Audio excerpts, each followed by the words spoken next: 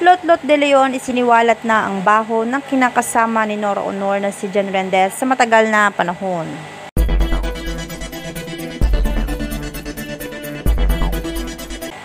Lot-Lot de Leon may bagong revelasyon. Naging maingay umano ang pangalan ni John Mendez matapos ang naging pagpanaw ni Nora Aunor.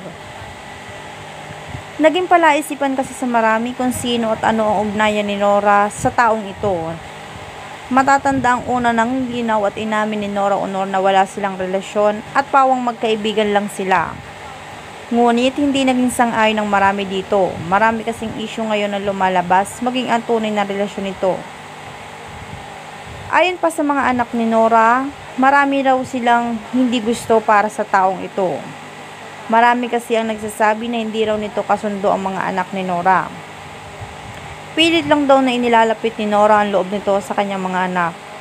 Ngayon ngang araw ay binasag na mismo ni Lot-Lot de Leon ang kanyang pananahimik, kung saan ay isiniwalat nito ang totoong ugali nito.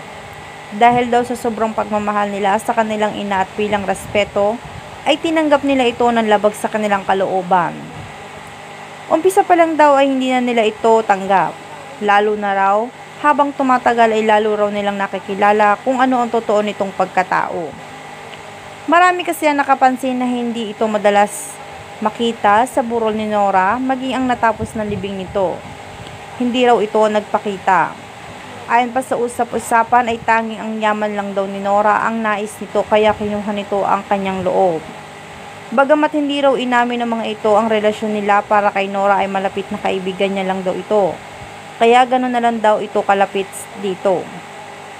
Nakasama ni Nora ito ng matagal na panahon. Sa mga panahong iyon raw ay naging kasama ni Nora ito kahit saan man ito magtungo.